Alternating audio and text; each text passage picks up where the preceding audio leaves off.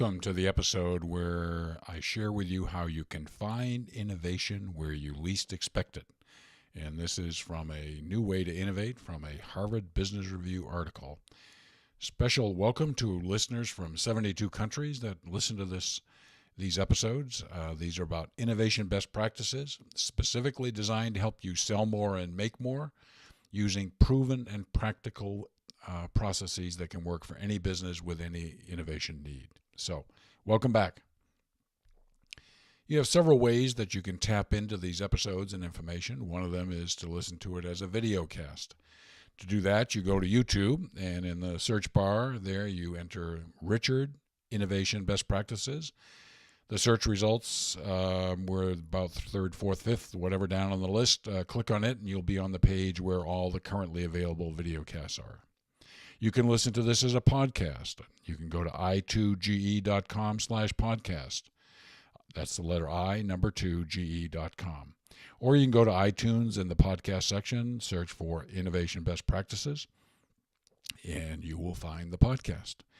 If you do go to iTunes, just please consider giving us a 5-star rating and a review. It really helps more people learn about this valuable free resource. There's a free blog at i2ge.com/blog, and there are free apps for the iPhone and iPad available at the App Store and for Android devices at Google Play. So you've got a free videocast, a free podcast, free blog, and free apps. It doesn't get much better. There's that word again, free, twice-a-month newsletter. Insights not available in any of the podcasts and videocasts. If you'd like to get that, just text to this number, 33444. That's to 33444. The one word, free 33, no spaces, free 33. And if you'd like to contact me, just email me at richard@i2ge.com. I love hearing from listeners. Okay. In this Harvard Business Review article, it reveals ways to overcome some powerful traditional biases that frequently get in the way of creativity and innovation. And the authors say, quote, the tendency to fixate on the most common use of an object, a bias researchers call functional fixedness, is a serious barrier to innovation. The problem is that we see an object's use rather than the object itself, close quote. And they give an example of how they could have saved more lives on the RMS Titanic, because only out of the 2,200 passengers and crew, only 705 people survived. And the crew members saw their only life-saving mechanism as lifeboats. What if they'd seen the iceberg as the primary rescue option, where lifeboats ferried people to the iceberg? Viewing an object for what it is, not what your image of what it is. And lifeboats they viewed as the end of the one and only way to save people. Interestingly enough, 60 years earlier, before the ship sank, there was another incident with another ship, and the lifeboats ferried passengers to an iceberg that saved 127 of the 176 passengers. So some people opened up their minds and saw new options about how to get things done. The people on the Titanic never saw the iceberg as the potential savior, as it well could have been, at least for many more people. So, the common psychological bias of functional fixedness is about people viewing an object only in terms of its traditional description and use, like lifeboat. That's the only way you can save people. Well, not so much. For the Titanic passengers, the iceberg was seen as a hazard, not a savior, a hazard and not part of a solution. The authors say, quote, functional fixedness and other cognitive biases cause people to overlook elegant solutions hidden in plain sight, close quote. So what is this? Well, again, they say, quote, what causes functional fixedness? When we see a common object, we automatically screen out awareness of features that are not important for its use.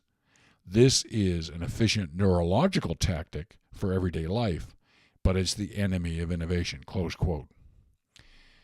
And they give a very simple example about breaking an object into its component parts can reveal new uses and new potentials. For example, they give a candle. A candle has wax. Wax is cylindrically shaped lipids. Never knew that. A candle also has a wick, which means it has a string, which means it has long interwoven fibrous strands. All of a sudden, a candle has been deconstructed into various parts that can have various uses. They talk about if you continue in breaking things down and you have process questions like, can it be broken down further, and does your description imply a particular use? If the answer is yes to any of these, continue breaking down the item. In small-scale testing, comparing current practices versus this practice resulted in seeing about 60% more uses or utility for an object. So by deconstructing it and really not just looking at a lifeboat as a lifeboat, but a lifeboat, as you'll see in a little bit later in this presentation, could also be part of another new device to solve the problem of rescuing passengers.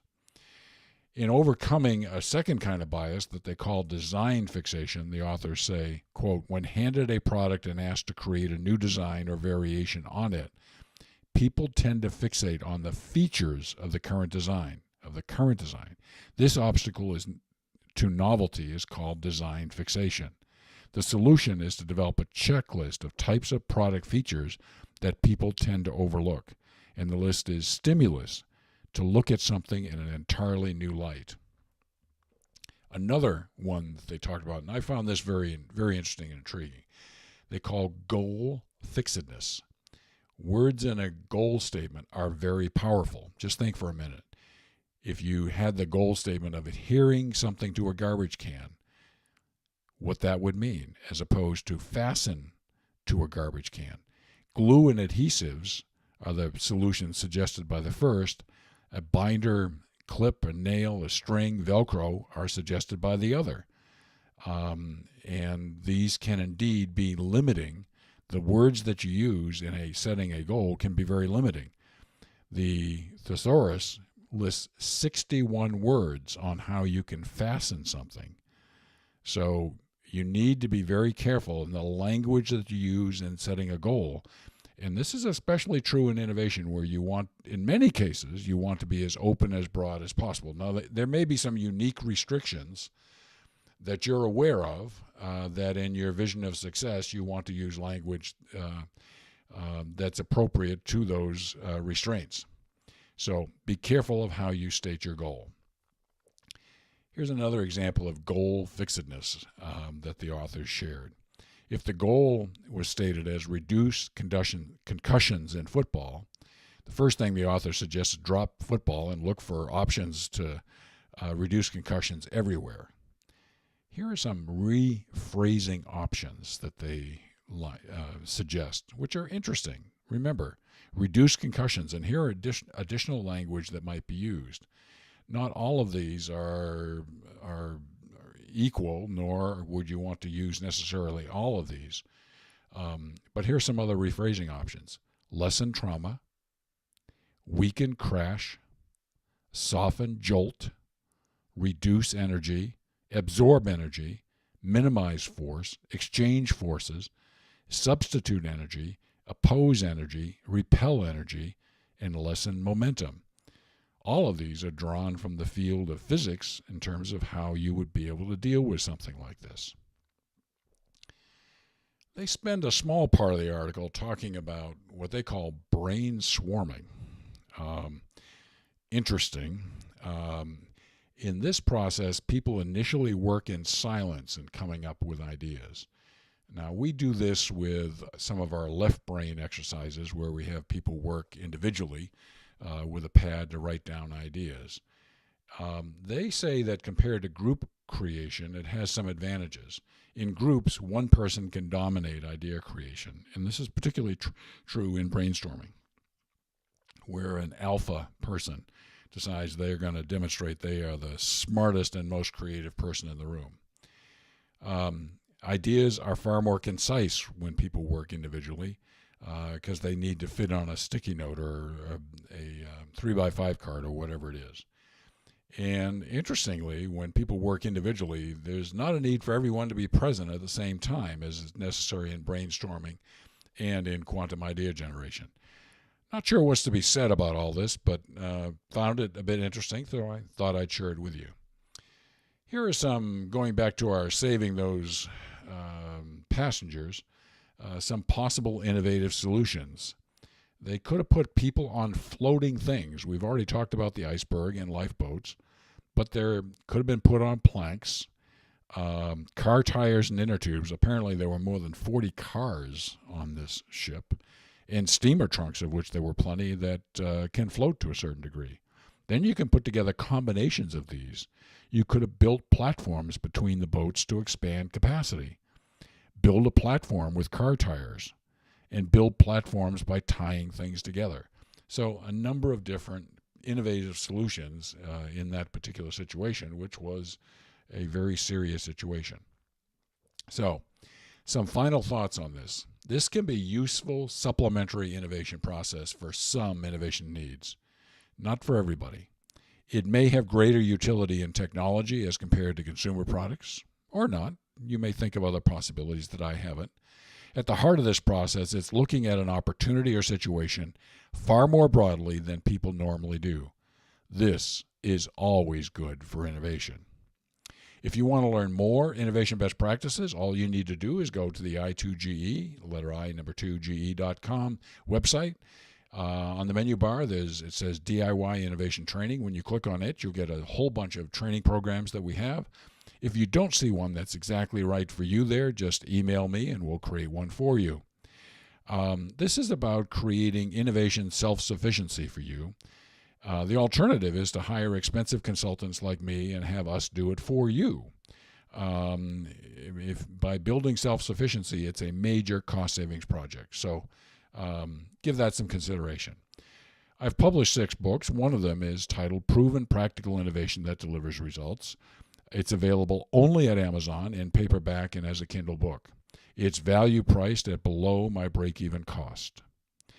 If you have suggestions, comments, or requests, I love hearing from listeners. Just send me an email to richard@i2ge.com.